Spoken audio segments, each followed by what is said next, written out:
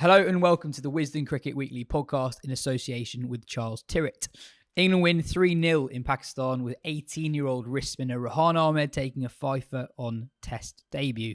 England are the gift that keeps on giving. Speaking of gifts that keep on giving, Christmas is now less than a week away. And if you still need that last-minute gift, don't forget that friends of the podcast, Charles Tyrwhitt, have still got you covered. You can still get delivery before Christmas Day if you go online today, which is Tuesday. Whether it's a little stocking filler, a coat, a piece of knitwear, a shirt, or a polo shirt, Charles Tyrwhitt has got it all. Visit charlestyrwhitt.com today and don't forget to use the code WISDEN22 to get 20% off. I know a lot of you will be listening after Tuesday. That offer code will still be valid. You just won't be able to guarantee that pre-Christmas delivery. That was class, by the way. On with the show. That was class, yes. 1 year ago today, England were bowled out for 192 from 113 overs to go 2-0 down in the Ashes. Today, they're celebrating their 9th win in 10 with Ben Foakes as skipper. We'll be talking about another chaotic and very fun Test victory at Karachi, a controversial Australia-South Africa Test match that was over in 2 days at the Gabba, all the other international cricket that's happened over the last few days, some crazy scorecards from domestic cricket, and we've got a chat with Jigar Naik, Rehan Ahmed's mentor at Leicestershire, who tells us what makes the youngster so special. I'm Yas Rana, and with me today is Ben Gardner, Joe Harman, and Phil Walker. On our last two shows, we talked about the prospect of Rehan Ahmed playing. We were broadly all for it, but I don't think any of us expected him to do this well. Phil, it is just extremely difficult not to get excited by an 18-year-old leg spinner who's got a massive googly, who's taken 7 wickets on Test debut, who also had a go at 3. I love the way he walked off and tossed the ball up in the air, knowing that, you know, the snappers would be on it, and his father watching as well, in tears. Will he know that, though? Yeah, he's a showman. There was definite showman elements to the way that he carried himself throughout the game, I think, even down to his interview with Atherton at the end of day 4. Big grin, chewing his gum. Chewing gum. Yeah, conspicuously chewing his gum. Giving thanks to the Almighty, declaring that he was warming up for 3 hours when asked why he didn't bowl for the first half of the day. All of it, the whole package was joyous. Taps into the sort of faintly ostentatious joyousness of the team that Stokes was alluding to again at the end of the game. But look, we've sat around for many, many years between us, wondering if England will ever deliver a leg spinner at Test cricket level. Adil Rashid did it for a few minutes, had a day out once or twice, but you never really got the sense of permanence with him. There is the possibility that with this all-round cricketer, and that's the key, right? If he was a number 10, 11, then you might take him on the subcontinent as a second spinner behind Leach as it stands. But because he throws so much more into the mix, and because there's so much variety in this team, he has a chance. He really does have a chance. And the thing with leg spin is that things happen around it all the time. And that drag down to Baba shouldn't be dismissed as simply a rank long hop. Because if you're bowling wrist spin, then the fizz, the trajectory, the spit off the pitch, it just reacts slightly differently. And so a bad ball from a leg spinner is more threatening than a bad ball from an off spinner. And so on the one hand, you can denigrate that delivery and say, okay, well, he's got a bit lucky to get the big man out. But then 10 minutes later, he gets their other big player out with an absolute beauty that rolls out the back of the hand, dips, spits, holds its line just enough. He doesn't spin his leggy that much, but you don't need to. And Mo Rizwan nicks off, and then he gets rid of the other star player in this side, in Shakil, and suddenly the game is his. The thing is, it looked like he believed it. You know, there was no shock in his face. Ben, a lot of people listening to this wouldn't have actually watched that much of him bowl. How good a leg spinner is he already? Yeah, well, it's interesting what Phil says about the leg break not turning that much, because I actually struggle to think of a wrist spinner that there's ever been, basically, who's turned both the leg break and the googly. And I think when you look at the mechanics of it, you can kind of see why, because if you're doing both with this broadly the same action, then it's kind of hard to get the fizz going both ways. And that's the thing, like when you look at the split screen, they actually look really hard to tell apart, the leg break and the googly. They're both delivered with quite a high arm, which can aid the googly quite a lot. But that doesn't mean there's no action on the leg break either. Like the ball to Rizwan, it did kind of just straight and just do a little bit, but it also had that dip on it that then went away. And also, I guess the thing as well is just how quickly he seems to be learning. I mean, he is obviously very, very green and learning on the job and working out which of his angles are going to be best, considering that he's predominantly a googly bowler, whether that means he needs to come round or over the wicket to the right-handers and that sort of thing. And that is the things that he seemed to be figuring out as he was going along. And you almost want to, people saying like, why haven't Leicester played him at all this season, or played him only 3 games? You think if he improved this much from his first spell to his last on Test debut, kind of how bad must he have been 6 months ago if this is kind of the rate of progress? So I think there is a lot to like. Obviously, Adil Rashid on Test debut against Pakistan away from home took 5 for 49 and Rehan Ahmed took 5 for 48. So this is no guarantee of success down the line, but there are lots of fundamentals. I think there's big differences in their characters. I think Adil Rashid really struggled with the limelight, struggled with the weight of expectation in those early years. It was known to be not the most mature developing cricketer at that point, was quite self-conscious, quite introverted.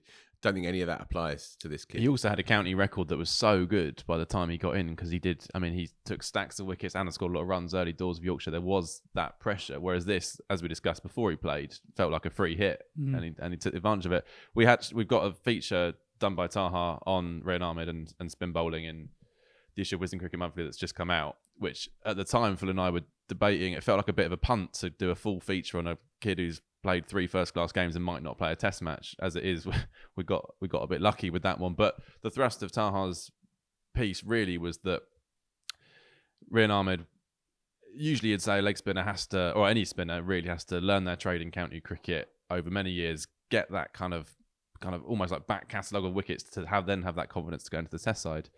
Taha's point was that the way England are playing, and particularly the way that Stokes is captaining, perhaps his development is best served in this England team than it is playing county cricket. Is he going to play this summer? At the moment, you'd say he's still behind Leach, but that could change quite quickly. And his development does seem to be best served being part of this group where they will back him. And that's no offence to Leicestershire, who have obviously done a really good job bringing him through. But you look at the pitches around county cricket, you look at the time of year it's played, it's not well suited to being a leg spinner. Perhaps being under Stokes' wing as much as possible is the best way for him to develop quickly. We got a question exactly on this. Matt asked, how important / fortunate is it that Rehan Ahmed has come into senior cricket at the same time that Stokes and McCullum took over? I mean, massively so. This is probably the best time for any young spinner ever to break into a team. Any cricketer at all, to be honest, but particularly a spinner and particularly an 18-year-old. One thing that I thought when watching the Warne documentary on Amazon earlier in the year was Warne's physicality. He was always, even when he was really young and also later down the line when he wasn't in peak athletic condition, he was really, really strong. He wanted to be an Aussie rules player, considered being a tennis player. Rehan looks really strong, and I think that's what makes him so dangerous right now. There's a lot of fizz on the ball, so that when he does get it right, it causes real problems straight away. And I think he's got quite good control of his speed already. I think he noticeably bowls slower in Test cricket compared to what he does when he's playing the 100, for example. Yeah, I think the Leach question, I could see something happening there reasonably quickly. I mean, first of all, England are touring New Zealand next, and spin there, it's one of the hardest places to bowl spin in the world. I mean, last winter, Ajaz Patel took 10 wickets in an innings in India and then wasn't picked for the next game in New Zealand, which shows how they understand their conditions to be so unspin friendly. Leach has gone there twice now. I think he's only played 1 test in each of those tours, but the second of those in particular was kind of your typical Jack Leach performance on a wicket which isn't offering him assistance, where he was containing and he was tight, but there was no real threat, and New Zealand piled up loads of runs. I think there is a question of, I think at some point England will, because they are always examining and questioning accepted logic, they will question what they want their spinner to be, and if they want it to be someone who can hold up an end and come into the game if it spins, or if they want it to be someone who can be a threat whenever but maybe leak a few runs, or if they want it to be someone who can kind of just get through those overs to give the others a rest and hit some runs. And I think the containing thing as well, in some ways, that's less than, like, it doesn't really matter if your spinner's going at 2.9 over or 3.5 and over if you're going to score 5 and over, if you know what I mean. Like it's that there's less of a thing there. So and also route bowling more. I think Yes. possibly gives them more options to perform the holding role without Leach. So I guess I wouldn't be too surprised if Rehan Ahmed makes it into that squad for New Zealand, and then once that happens, because of how they end up picking players just based on what they see in practice and what they like, I wouldn't be totally surprised if he ends up playing there, even though Leach has done a very good job and has really let England down and has improved under Stokes and looks a more confident bowler. I think in terms of what England are looking for, I can see how that might change over the next 6 months or so. Yeah, I can see some logic in that. Definitely. It is worth adding Leach as the leading test wicket taker this year across all countries. Yeah, obviously, England have played a lot of games and he's played pretty much all, I think he has played all of them. So there are reasons behind it. But he's had a good year. Stokes, excuse me. Stokes loves Jack Leach. He's his pet project, and so I can't see him being usurped anytime soon.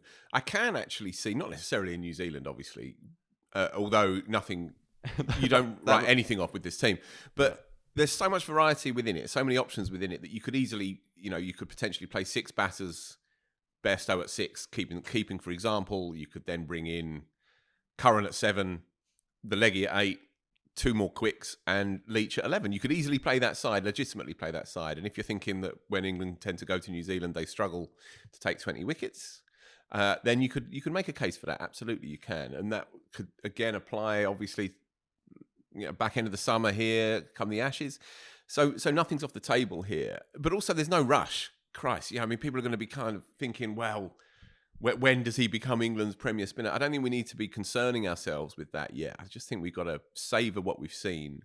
Also, as a one-day cricketer, he looks like he would fit very nicely into that white That's what ball I was going to say. side. I think we're going to see a lot of him in one-day cricket before we might see him again in Test cricket. Exactly. And if he has 2 or 3 years grounding himself in the white ball side, learning the ropes, learning the expectations of international cricket, and also when to throw in certain deliveries against great players, that'll be a good grounding for him. And if he doesn't play another Test match for 2 or 3 years, I don't think that's necessarily a problem, because they've found something there that they are going to want to nurture and use over the next 10, 12, 15 years. Do you think that's a possibility?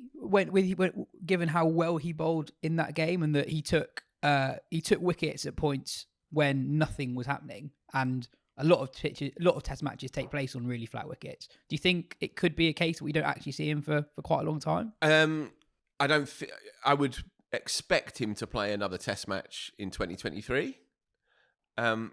Yeah, and Stokes' sense of adventure would be such that he'd find it hard not to throw him in, and he might throw him in from the first Test match in wherever it is, Christchurch or wherever that first Test is. I would be surprised if he didn't, but I don't think it's disastrous if he doesn't. If that makes any sense, right? Yeah. And when England are 3-0 up against Australia, you pick him for the dead rubber, don't you? The other thing is as well, I think he's very likely to get an IPL deal, so I doubt he'll be involved much. So he's on, isn't he? He's on for the auction. Well, yeah, and because he was uncapped when the auction list was finalised, so his base price is really low. So it's 40,000. Also, he can bat. He's that quick leg spinner that can work well in those conditions. And also, obviously, he's come through at Leicestershire, and their analyst Dan Weston is often involved with one of the teams at the auction process, and will be obviously pushing his case, you'd imagine. So I would be surprised if Rehan Ahmed doesn't get a gig in the IPL. I guess then the next question is, how do England manage the rest of his winter? He's 18. He's actually only recently turned 18, and it's probably not what they want for him to be away for the entirety of it. So you potentially could see him not being selected in a Test squad because he has an IPL contract. I know that for some people that's terrifying to hear, but that might just be the most pragmatic way of managing his winter. Yeah, he's going to be pulled in various different directions already. It's amazing how quickly this happens. I remember in an interview he did with Taha prior to this latest feature, he said, I enjoy playing white ball cricket, but red ball cricket's is the thing. My dream is to play a Test match. Well, he's done that already. so what's the next one? To play in the IPL, let's be honest.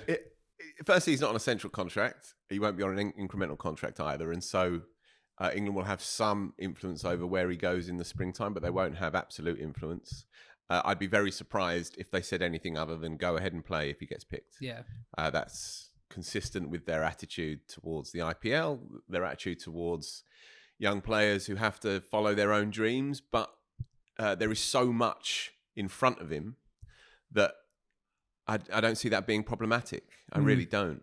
Yeah, I do see it being a potential problem in some ways, just because players do get pulled about even when they don't really realise it. Like if England end up picking him for all the series over the winter because they'll want to give him a go in ODI cricket and they'll want to give him a go in and they'll also think, well, if he's not going to be playing much county championship cricket, the red ball grounding we can give him is on a test tour, even if he's not going to play. So they'll be tempted to pick him for that New Zealand series for that reason as well. But then they'll think, oh, what do we rest and rotate him? We'll make sure he's not on the road all the time. And then he's going to the Open. And actually, you could easily get to the Ashes and he's not played very much red ball cricket. Yeah, like, okay, these things fair become point. problematic without them being... Yeah, okay.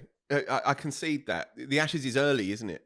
If the Yeah, Ashes really was in early. August, as it would normally be, then you would say, okay, you can go and have 6 weeks, go and live that particular dream. You'll be back by mid-May and you can play a handful of games for Leicester and get your feet under the table in the English summer, and then you can see where you're at for that first test match 2 or 3 months down the line. It's happening in early June, I think, is the first test match. So that does change the landscape, actually.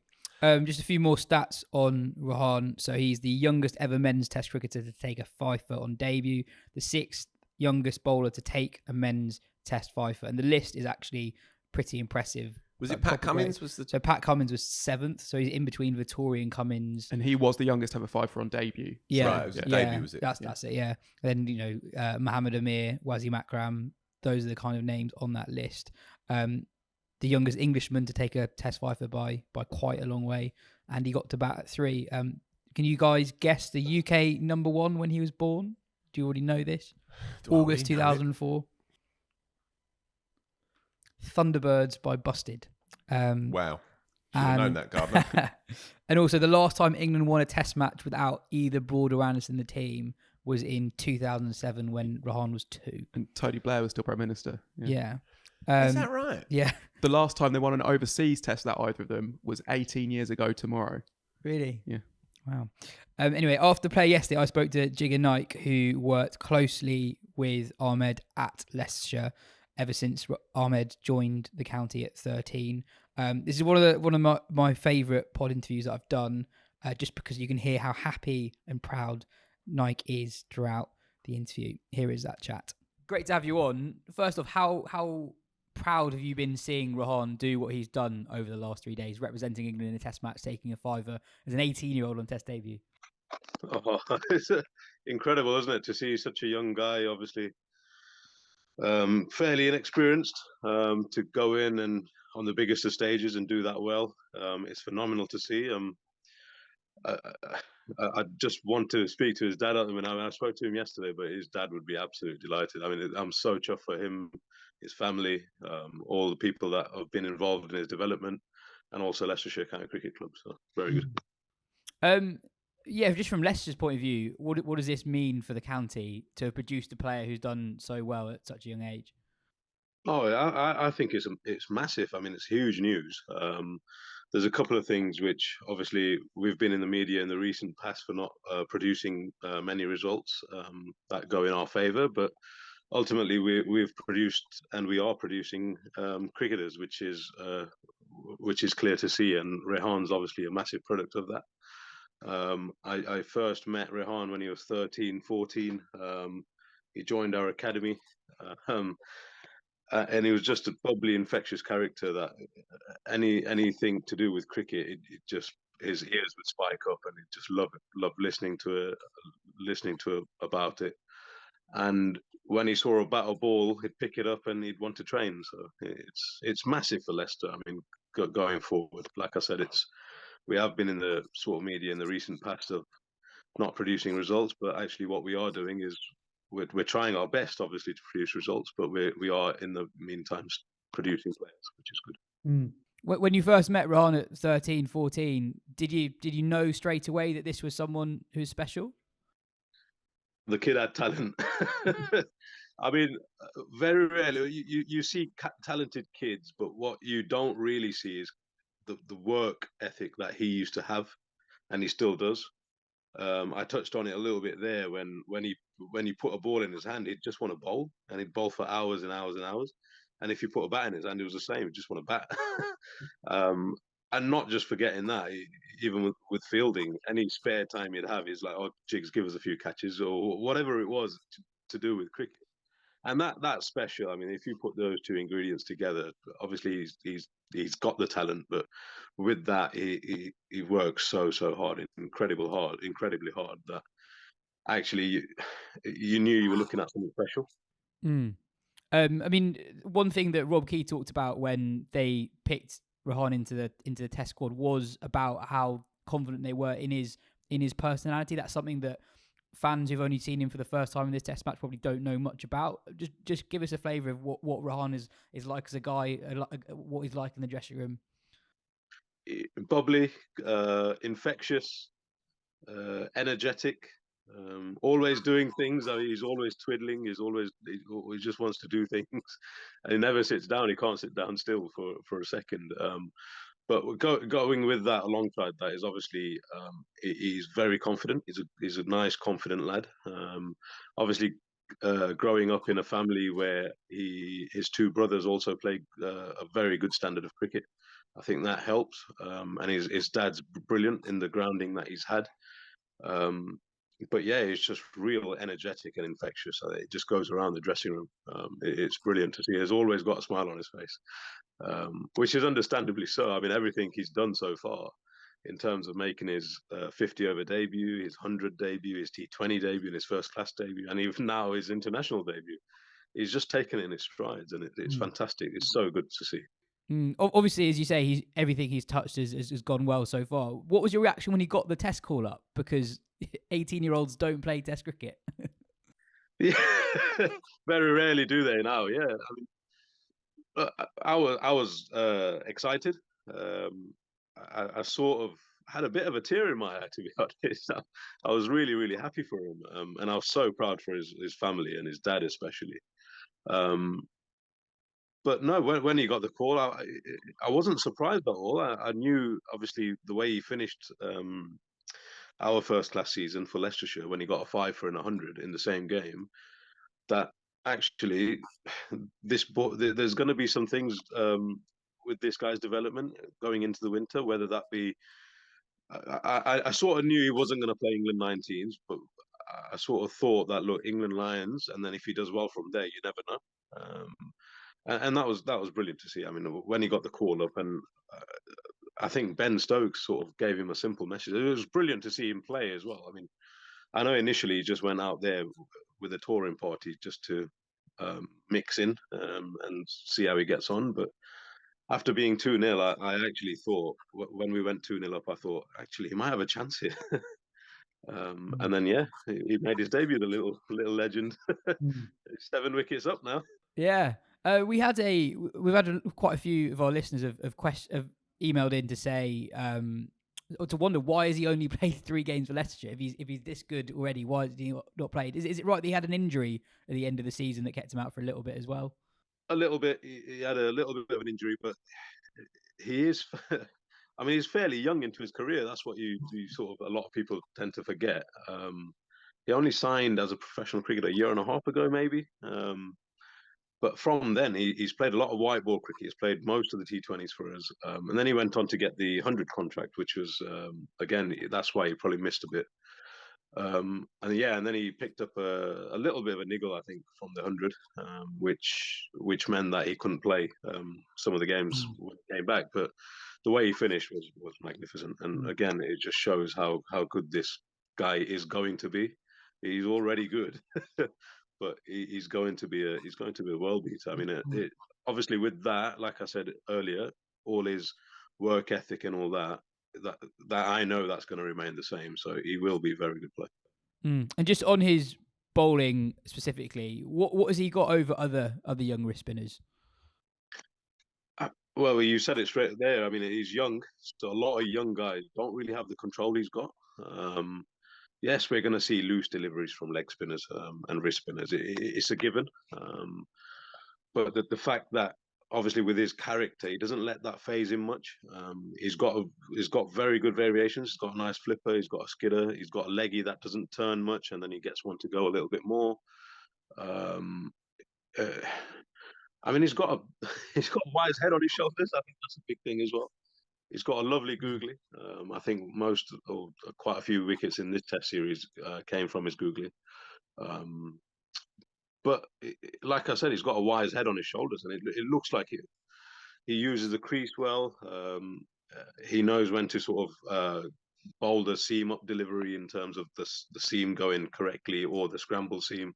Again, that's part of his sort of mystery in terms of because he bowls the googly so well. He tries to disguise his leg spinner as well. So I mean, there's a lot going on behind the scenes with his work ethic, but he has got a lot of variations. And I think that one thing that struck people straight away was just how good that googly is. And he was saying to Mike Atherton on Sky after day one, I think he was saying that the googly comes more naturally to him, partly because his older brother's a left-hander, so he just through bowling so much to him, his googly is more natural to him than the leggy.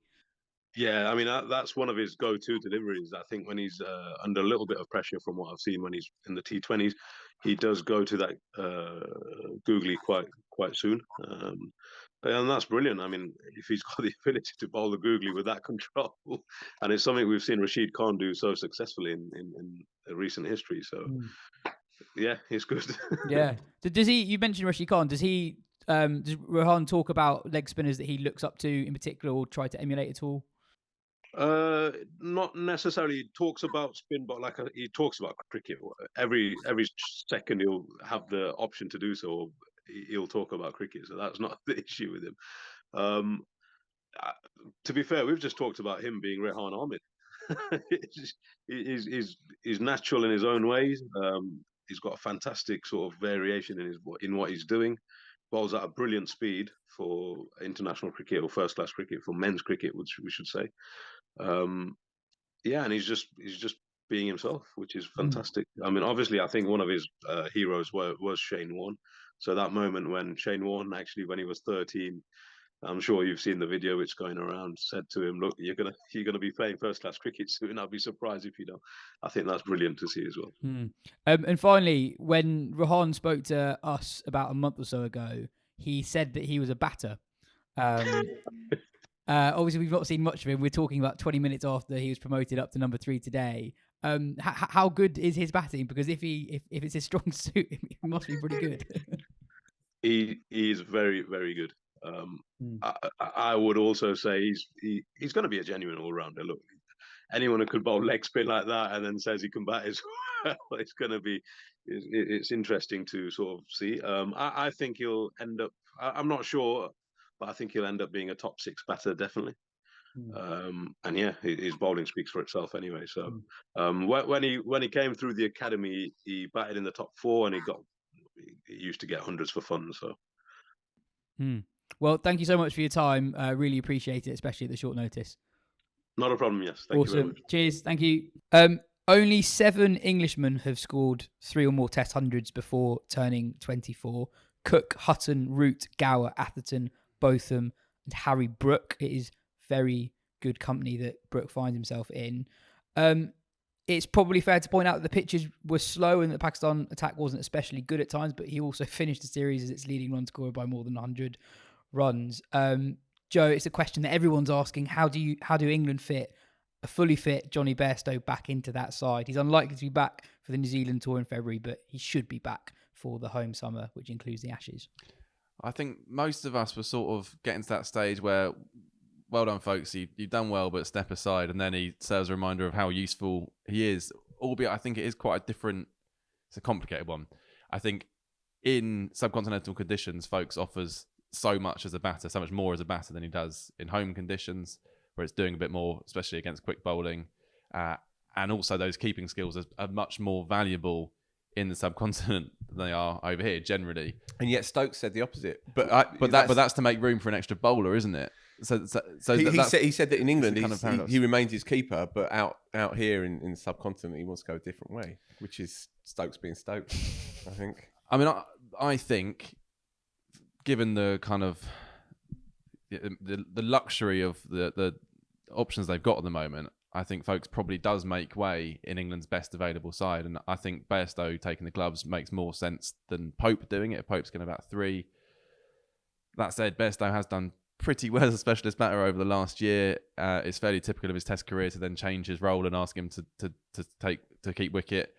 That said, I don't think he'd mind doing it. That's a job he's always wanted to do anyway. Question mark around the injury, though. This is a serious injury he's had. We don't know when he's going to be back. Even when he is back, he's not a young man anymore. Is that injury going to inhibit his wicket keeping at all?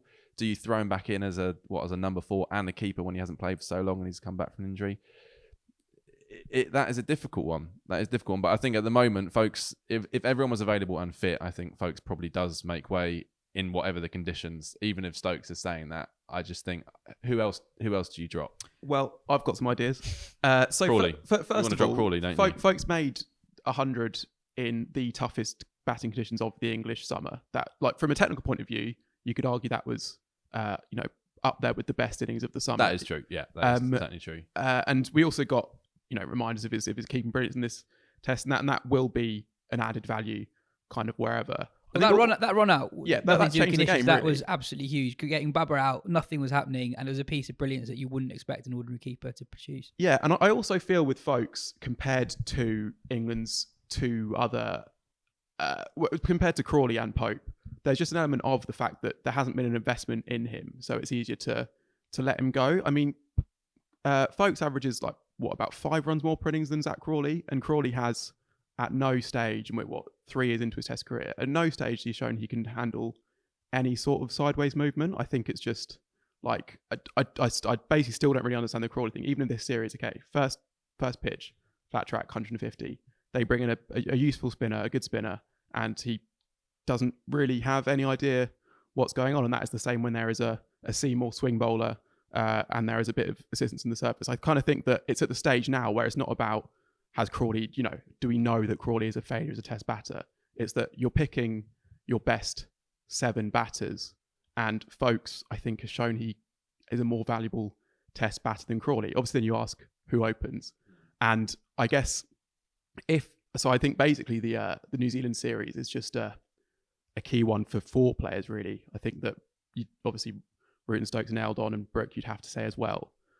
Duckett, Crawley, even Pope, who still only averages a tick more than what Foakes does in Test cricket, and Foakes, any of them struggles, I could see them sitting out for the start of the summer. And I think that it's only 4 innings. Yeah, I know, but I think they're not dropping, and they're Pope. all in form, and they're all a part of the setup. Yeah, so but they're all in form. Would you drop Foakes then if Bairstow's back and give Bairstow the gloves for the summer? Yeah, I think there's lots of things that can still play out. I think the injury and the impact that it will have, I think, is a good point that Joe makes. Broke his leg. That's a hefty injury for a 33, 34-year-old. If push were to come to shove and everybody's fit, then I would bat Stokes at 7, I'd bat Bairstow at 6, and I'd give the gloves to Bairstow. If push absolutely came to shove. But there's so many other variables at play there. Bairstow's not going to open the batting. Pope's not going to open the batting. Root's not going to open the batting. So those two, you might want to drop one, but you're going to bring in another opener. I can't see that they would say to Bairstow, who has never really done it against the new ball, the new red ball. He's always struggled against the seaming ball throughout his career. Crawley struggled for 2 years, but Bairstow struggled for 10 years against the seaming delivery. When it's ramrod straight and he's in form and he's happy, then he's dynamite. We all know that. Bairstow's not a red ball opener, I don't think. Certainly not against an Aussie pace attack. So I think that's null and void. They're not going to... Pope is then their boy at number 3. Finally, they've got somebody at number 3 who can score runs. It would be madness to give him the gloves. It would be madness to move him from number 3, I think. So it really is... If Bairstow is coming back into the team, and I don't think that's absolutely a stick on either, by the way, then for age, for fitness, and for the fact that, he is a form player. He is a streaky player. He obviously had a marvellous, stunning 3 or 4 months. But literally before that, there were question marks, going into this calendar year, there were big question marks about whether he should even be around the side anymore. He'd had a very, very rough trot until that 100 he made in Sydney, I think it was. As I say, you ask me now, I'd give him the gloves and I'd bat him at 6. But there's so many variables between now Yeah. and, I and think, June. as Ben kind of alluded to there as well, it sort of fits the Ben Foakes England Test cricketer narrative that through no real fault of his own, when push comes to shove, he is the one to make way. And I suppose that's particularly in this team, he is a very, very assured, competent batter, but he is not explosive in the way that the rest of them are. Now, how many explosive batters do you need? Seemingly all of them. So it feels like that is the way that it'll end up, because it usually does end up that way for Ben Foakes, even though he's done very little wrong and actually had a very good year in Test cricket. That said, I thought they would drop Foakes ahead of the 22 English summer. Brook was the form player in the country. You had Bairstow you can keep, and that was a really good opportunity for them to say to Foakes, who hadn't had a great series in West Indies, yeah, I know that wasn't a long run, but we're going to go with Brook, who's the informed batter in the country, and Bairstow, who's got a couple of Test 100s recently. They could have done that and they didn't. I think so. I think Bairstow has to play fit. He just had one of the best summers any Englishman's ever had. Root obviously has to play. Stokes obviously has to play. Brook obviously has to play. And then I kind of think I probably agree with Ben that I think I can't see Crawley averaging more than 25 in a home Ashes summer at the top of the order. I'd open with Stokes, and I think he'd be up for it. It's crazy. You never considered doing it before, but someone else has to do it. And I can see Stokes saying, "Well, someone's got to do it, so I'll do it." I can see the argument for actually any of Pope, Brook, Bairstow or Stokes opening over Crawley. And I know you might say, well, they're all middle order players. Crawley, to me, looks like a middle order player more than an opener. But he's their opening batsman. Right, but he's not good at opening the batting. So, I mean, he's an opener, but he's not. But there has not been an example of him playing a long, good innings against the moving ball in Test cricket, right? And he's 3 years in. So that's, I feel like that. I mean, I know they love him, and I know that he can play really nice shots. But I also think that first day of the series, when he made 500 a day, it's just such a tiresome argument. I mean, we just go round and round in circles. You think this, I think this. And There's more evidence. Do it. There's more evidence to back up my position, but not enough to convince you. He averages 36 over his last 7 games. He's made a good 100. He's made a big 100 against Shaheen Afridi. He's 24. They like him. They don't pick him by accident. They see him all the time. They are. Look, we've been through it a million times. I think it is different though. I think he can play, and you don't. But I think it's different. No one is saying that any of those 8 batters we're talking about can't play.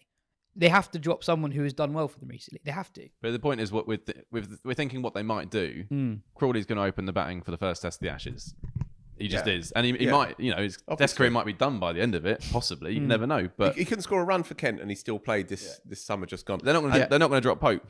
Even there's not time for Pope to lose form enough for them to drop him. And also, I think he could have a long run of poor scores.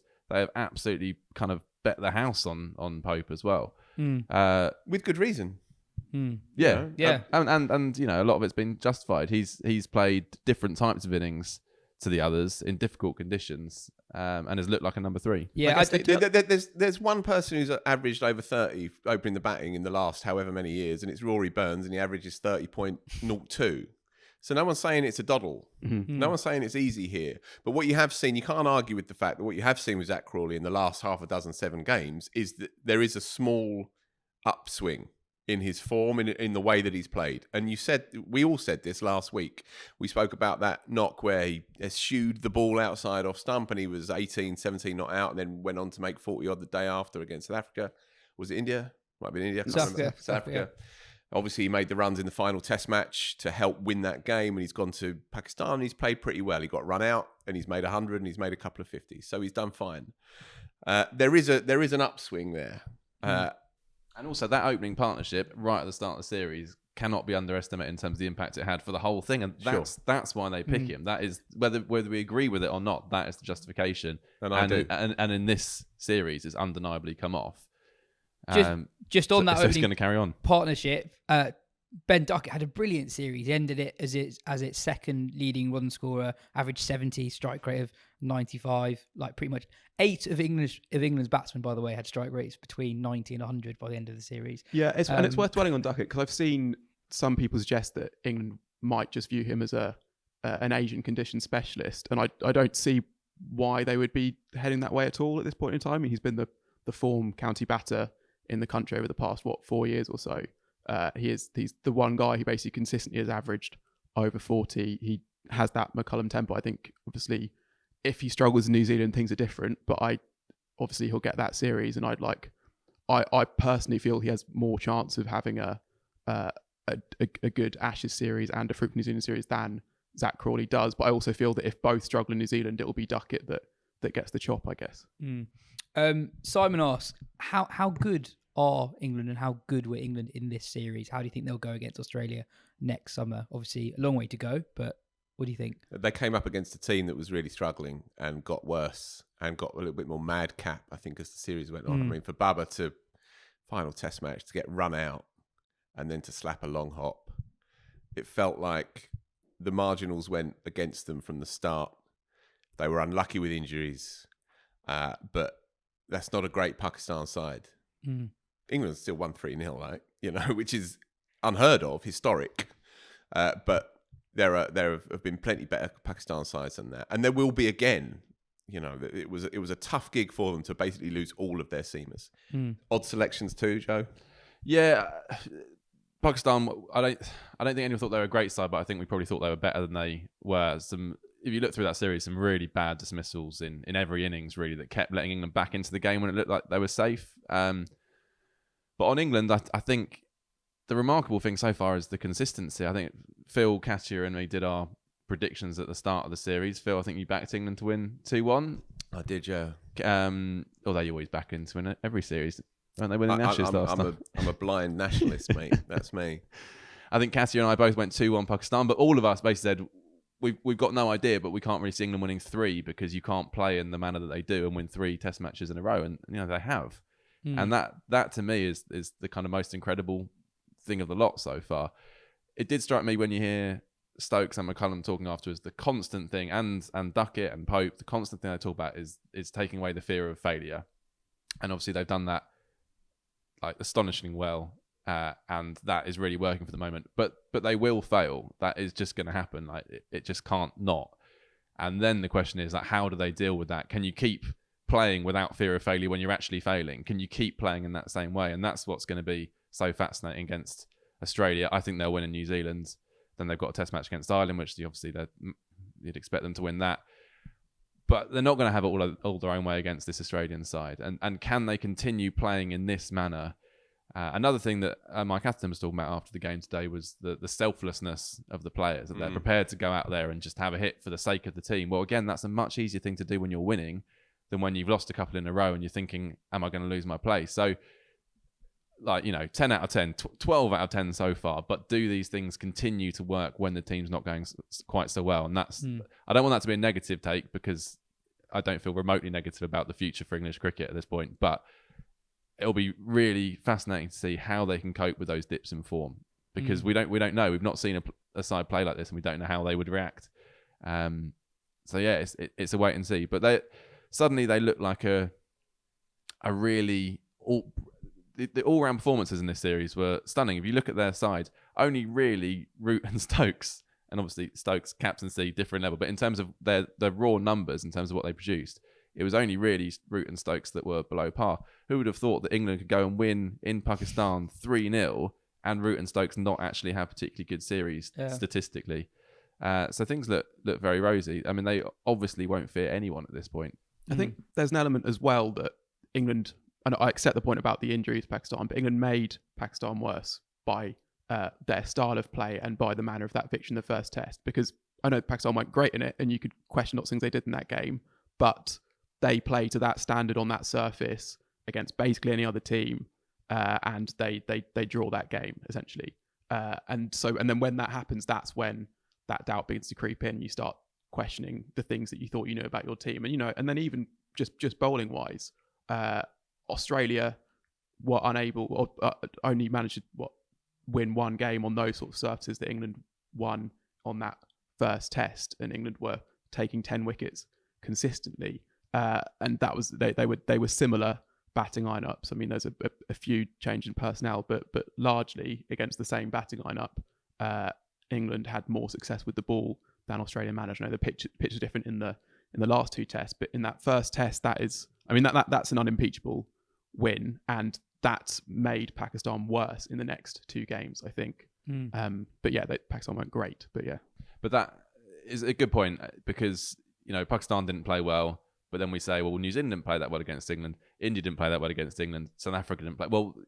At some point you've got to say, well, why aren't they playing that well? And there's obviously it's impacted by not only the skill with which England are playing, but the manner in which they're playing, and the sides are really struggling to respond to that. Yeah, and actually, how many good teams are there in Test cricket at the moment? Like 3, I guess, England, India and Australia, and you struggle to say that any of the others can claim that title, I suppose. So if only those wins count. I mean, overseas Test series wins, even against not great teams, are quite hard to come by, actually, and that's something that is worth remembering, because it wasn't that long ago that England would struggle to get them, and they've actually, even going back before the Stokes era, they've won them quite regularly, and that is something that marks England out as a kind of an above average side, even when things seem like they're not going great, because they're losing the Ashes, basically. It's a word on Azhar Ali, who retired from Test cricket off the Karachi game, more than 7,000 runs at 42, 19 Test 100s, key part of that batting lineup in the UAE years before Babar really emerged. Phil, I enjoyed, he did an interview with Sky at the end of the Test match. I saw that. And he knew roughly how many runs he scored at number 3 in particular, which I enjoyed. But for such a long period of time, when Pakistan didn't really have a true batting superstar, he was the guy who's totally central to that team, who got to number 1 in the world in halfway through his career. Yeah, exactly that. Undemonstrative kind of player, a gentleman of the game, very popular in county cricket. He'll be joining up with Worcester for this upcoming summer. And one of those sort of unheralded like foot soldiers of the game, if you like, in the 21st century. He was involved during the dark times in 2010 and was very instrumental alongside Misbah in enabling them to rebuild their own reputation and their integrity as well, I think, and he's just one of those characters that you've always sort of rooted for. I mean, it was a real shame, real blow that first he got strangled down the leg side, last ball before lunch. This is what cricket does. Last ball before lunch on day one, and then plays all round a good delivery from Leach to finish up with a duck, but fronted up with a degree of he was quite sanguine at the death there, nonetheless, and it was a really lovely interview that he gave. Good cricketer, good man. Can I pick out 2 Azhar things, if that's all right? Go for it. That 157 in the final test of the 2012 whitewash over England, that felt like a huge moment, because England went there as number 1 side in the world, and Pakistan were only newly in the UAE at that point, and that was a real statement win, and that was an epic innings. He batted for what felt like days to set up the win after Pakistan had been bowled out for bowled out for 99, I think, on that first day. That was a brilliant innings. And then also one moment I think shows off his popularity and his personality was either the last ball of the second or the third test in the COVID summer, when it was clearly meandering to a draw, so they had to bowl 1 ball in the final hour, and so they chuck Azhar Ali the ball. He sort of trots up and bowls this absolutely perfect outswinger to Jos Buttler that curves in and then curves away just past the bat. And then he looks actually embarrassed. One, just how good it was, and that he almost took a wicket with this basically ceremonial delivery. And it was just a lovely moment on a sort of a goodwill tour, I guess. Yeah. Good player as well. 100, made a double, I think, in Australia as well. He's great 100 in England in 2020 as well in the COVID summer. Yes. Yeah, so fine player. Yeah, excellent career. Next up, a very green wicket at the Gabba. We've got some great news ahead of the Christmas break. We've teamed up with the organisers of the Festival of Cricket, which has been created by none other than Owen Morgan, Jos Buttler and Brendan McCullum. The Festival of Cricket will be celebrating everything great about the sport we love to play and watch. They're offering all Wisden listeners a special 20% discount on standard adult and child tickets until the end of the year. The festival takes place at Gunnersbury Park between the 14th and 16th of July 2023. Just visit www.thefestivalofcricket.com to find out more. Use the link in the podcast description to claim your special Wisden discount. Australia went 1-0 up against South Africa after a couple of days in Brisbane. 34 wickets fell in 2 days on an extremely green pitch that saw a lot of seam movement and increasingly uneven bounce. The pitch has been given a below average rating, which means 1 demerit point for the Gabba. I watched a bit of day one and thought the seam movement was a lot, but not unreasonable. But obviously, uneven bounce is not good. Ben, you don't think that the rating is fair? You think it possibly should have been harsher? Well, I mean, I didn't expect it to get anything worse than the below average rating because that doesn't tend to happen. There's only been one pitch in the last 6 years, I think, that's been too bowler friendly and therefore received a poor rating, and that was in the test between South Africa and India that was almost abandoned because of how tough the it was. Joburg game. Yeah, when Dean Elgar played one of the great innings, carried his bat for 8 not out, getting hit all over the place. And they did come off, didn't they? They came off for half. Yeah, an hour. they did on the third evening, and then it settled on the fourth morning. They came back on again. So I'm not surprised from that point of view. But I think the main issue is that the ICC's process just doesn't really work, essentially. So I'm just going to read you out what the match referee said, and I'm going to read you out what the pitch criteria says for what should be a poor pitch. So Richie Richard, the match referee, said the Gabba pitch for this test match was too much in favour of the bowlers. There was extra bout and occasional seam movement. The odd delivery also kept low. And then went on to say, I found the pitch to be below average as per the IC guidelines, since it was not an even contest between bat and ball. Now, what the IC guidelines say, first on the even contest thing, it says a poor pitch is one that does not allow an even contest between bat and ball. So if he thinks there wasn't an even contest between bat and ball, it should have been a poor pitch. And then it also says that a pitch may be rated poor if it offers excessive seam movement at any stage of the match. And he said that it offered excessive seam movement. So it's hard to see by that criteria why it's not been rated poor. But then I think you can also see how really this is just an in-between. Like 1 demerit point feels quite lenient. If you're getting 5 of those, you're pretty sure you're not going to get 5 of those in a 5-year period, so you'll probably be fine. A poor rating gives you 3, so all of a sudden you're basically on your last warning, and that can also have tough consequences. So I kind of think you just need to have an in-between thing. And I've also said this before, but I'm sure there must be a way to just do this with ball tracking. I think if the ICC like this is so vague, like what is an even contest between bat and ball? How can any test involving this South Africa side, who have like an all-time great bowler, lots of other outstanding quicks, and have not made 204 tests? Is that right? They got at Lords they make 200 at Lords. Yeah, but basically never make 200. How can you ever have an even contest between bat and ball when that's the makeup of their lineup? Yeah, then also the IC criteria, they specify that excessive means too much, which is a useful piece of guidance. I mean, could you not just have excessive seam movement is X percentage of balls that move Y amount off the pitch, and the same for spin? Like, why could you not define that and then all tests have ball tracking in use and then do that and have that variable bounces? If balls in this general area, the same general pace are bouncing X and Y within a certain time period. Like, obviously that's not specific enough, but I don't think it's beyond the will of man to sit down for a couple of days and come up with something coherent that makes sense, rather than just relying on excessive means too much. It's like, come and get me, please, the ICC. Then. I mean, preferably someone that's played any sort of cricket would probably be better at deciding that than me. But Cummins, for what it's worth, said he thought it was okay. He thought there was a little bit of up and down. 2-day game is not ideal, but he said no way, it was fine.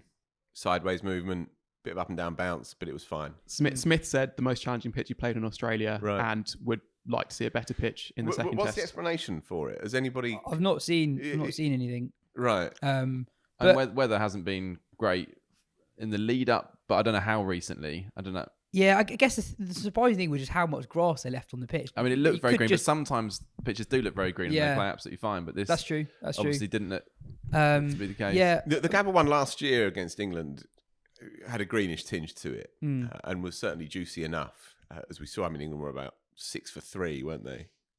I saw a couple of comments, one from Tom Moody, suggesting that pitch was particularly unacceptable because there was such an imbalance because the bowling attacks were so good on either side. And I'm not sure of how that works really either. Should groundsmen be taking into account the players that they're preparing a pitch for? On that basis, I'm not sure that really works. I mean, also all things considered, Travis Head going out there and getting a run of ball 90. I mean, that's one hell of a knock in a 2-day game. where people are genuinely claiming that it could be dangerous. And also, like, he does this, doesn't he? As Ben alluded to, there will never be a test team that is more likely to have 2-day tests than South Africa. Not only is their bowling attack really good and their batting not very good, they also pick a really bowling heavy side in terms of the makeup. They have Jansen at 7, sometimes even at 6. So that's going to happen. And I think we all agree that the Rawalpindi pitch is much, much worse at cricket than what we had at Brisbane. I mean, the cricket was really good on the first day. And also that was an particular. example of how an innovative captain can save the pitch from looking worse as well, can't they? Yeah. Australia have a selection headache of their own for the Boxing Day test. If Josh Hazlewood is fit, they have to leave out one of Hazlewood or Scott Boland, who's done very well on his return to the team. And the Boxing Day test is at his home ground where he's a bit of a cult hero at the moment. He came in to bat as a night watchman on the first day, and the crowd just went totally ballistic. And then first ball, I think it was Norkir bowled one that was so short and wide. You're like, night watchman, just leave it. And he has a massive swing at it, and there's like quite a big cheer from the crowd as he had to go. So it'll be interesting to see what they do there.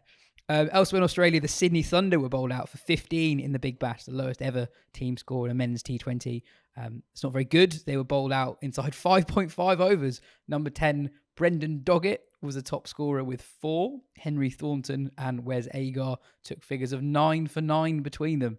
There's some good players in that Sydney Thunder Alex lineup. Hales, Russo. Yeah, Ollie Davies is hardly thought of as well. I guess sometimes it's just not your day. I like that Doggett scores 4 off 2 as well. Imagine top scoring when one of the 2 balls you face gets you out. Yeah. Ben, your moment of the week is another crazy domestic scorecard. Yeah, and it was going on simultaneously with that. So you had Sydney Thunder being bowled out for 15 in a T20 on one hand, and an incredible Ranji Trophy game going on, or finish going on the other hand. Let me just get so they needed Tamil Nadu against Hyderabad. Tamil Nadu had gone quick in the first inning, scoring at 4.5 and over. Was at 144 to win in what should have been 11 overs in the final evening. So you'd think not much of a hope. They end up being 93 for naught after 6 overs. And then bad light eventually came with them 108 for 1 off 7 overs. So the 2 openers hit, I think 13 sixes between them and no 4s, which is great. And it was really fun as well. So the Hyderabad were really trying to slow down the scoring rate, sort of resetting the field after every ball, long chats with the bowlers because they knew the bad light was coming. Tamil Nadu were putting their own fielders in the stands so that when the ball was hit in, they could throw it back as quickly as possible and get the game going. So that was just amazing to watch. And that was a fun 45 minutes or so when both things were going on. On India men's cricket, they wrapped up that first test against Bangladesh fairly comfortably in the end. Bangladesh opener Zakir Hassan scored a century on test debut in the second innings, and Kuldeep Yadav took 8 wickets in the game in his first test of the year, giving India our 3rd selection headache of the podcast, but one we won't get into today. Ben, Shafali Verma is often called the future of Indian women's batting, but she's got a rival for that crown in Risha Ghosh, who's having a really good series against Australia. Yeah, well, she's 19 years old as well. Both of them are set to play in the Under-19 World Cup, which should be quite fun. I mean, I think Katya talked last week about how that series between India and Australia shows that there's a distance between them and England, and I think we all saw that a bit in England struggled a bit in that most recent T20I against West Indies. Yeah, but I think 86 for 7 at one point. There's also a thing with India where, and I know we say this in other formats as well in men's cricket, that you kind of think that they could be better still if they just made better use of those resources. So Risha Ghosh has scored like basically at a strike rate of 200. She scored 2 40s and 30s to rescue pretty hopeless situations, but it's coming in at number 6 all the time. She's a 19-year-old and she's doing this against the best side in the world, one of the best sides has ever been. Should be building the batting lineup around her, really. I know, if she's acing this finishing role, that is a very hard thing to do, but you wonder what she could do up the order and what India could be with this. Somebody seems like a real superstar in that position as a kind of a fulcrum of their side, rather than having to repair the damage time and again, as she has actually managed to do with some success in this series. And she seems like just absolutely nervous as well to be doing that in these kind of conditions in a really in a well followed series as well. It doesn't seem fair that they have the 2 of them at the Under-19 World Cup. No. So a few weeks ago, you listeners will probably remember that we were not obsessed, but we were interested in the Abu Dhabi T10. Our video editor Dan Senior that recently went on an AI website and got it to generate a fake but believable scorecard from the Abu Dhabi T10 where Moeen Ali scores a half century. It's probably a bit more star-studded than you'd expect, but the highlights were... So it also gets a number of balls wrong, which you think that's the easiest thing to get right. Moeen Ali scored 59 off 36, Josh Buttler 20 off 14, Surya Kumar Yadav 15 off 9, Shoaib Malik 12 off 11, Hardus Villian 10 off 7, and Adam Zampa and DJ Bravo were the lead wicket takers for the bowling team. I reckon just turn it into this. Get the same number of spectators. Slip a few quid to the players just to keep them sweet and just play it like that. Yeah. I'd follow that. Phil, what's your moment of the week? It happened this morning. I went to do a shadow outreach shift at a London charity, a London homelessness charity that my wife works for. And I went out around the streets of Victoria and the bloke who took me out and who guided me through the process is a fella called Nadeem, who played 2 games for Lahore in 2002 and had all kinds of stories about Wasim and Waqar and facing Shoaib in the nets and so on and so on. He insisted that he broke Alex Stewart's foot on the 2000 tour, on the Karachi in the Dark tour. I'm going to have to verify that one with the gaffer because I'm pretty sure he played all the games, but perhaps he bruised his foot rather than broke it. But anyway, it was a strange and surreal and fascinating morning on any number of levels, but especially to listen to him talk about his new career in England. He's a criminal psychologist, doctor, and he works in this outreach program. And he told me all kinds of things about reverse swing that our lawyers probably, would want to get involved if I were to reveal them. So I think I'll just leave all that there. But yeah, it was a fascinating and strange morning. Anyway, Nadeem Rashid is called. Awesome. Also, shout out to listener Narlin, who we met in the pub on Thursday last week. I think he said he recognised our voices and then made a joke that, of course, it was Phil speaking when he came across us. But it was really nice to meet him. Was it a joke? I'm not sure it was a joke. I was speaking at the time. You were. It was really nice to meet you, and it sounds like there's some very cool things happening at your club, St John Grammarians in South London. Joe, we talked about the magazine last week. The Tim Bresnan of the podcast. Oh yes, of course. Narlin said that Joe was a Tim Bresnan of the podcast, which you took all right. I mean, Tim Bresnan did win a lot of games for England. I thought I took it fine, but then Nolan did follow up with I just burst out laughing with an apology email. So maybe my face said otherwise. Yeah. But anyway, Joe, we mentioned that the latest magazine was out on last week's show, but we didn't really plug the digital version. No, and I think we should be doing this more because we love the print magazine. That's what we got into this business for. But we do have a digital version, same magazine, digital, but it's got nice videos, little bits added on, and it's cheaper. And in these straitened times, you can get good value there. So you can go if you go to pocketmags.com, search for Wisden Cricket Monthly, and you can get an annual subscription to Wisden Cricket Monthly for only £24, £2 an issue. It's available obviously all around the world as well. Yes, exactly. Yeah. So particularly useful for our overseas listeners who don't want to fork out on getting a print magazine sent to their country. £2 a month. That is an amazing deal. Thank you. Finally, next week's show is our final podcast of the year. As always, we'd love to hear from you. So if you've got some questions you've been saving up, now is your chance to really get in touch and send in those longer ones. Equally, if you've got a moment of the year you'd like to share, feel free to get in touch at podcast@wisden.com. It's always one of my favourite podcasts to record in the year. Anyway, that is all we have for all the time we have for today's show. Cheers, Phil. Cheers, Joe. Cheers, Ben. This has been the Wisden Cricket Weekly Podcast. Have a great Christmas, everyone, and we'll be back next week.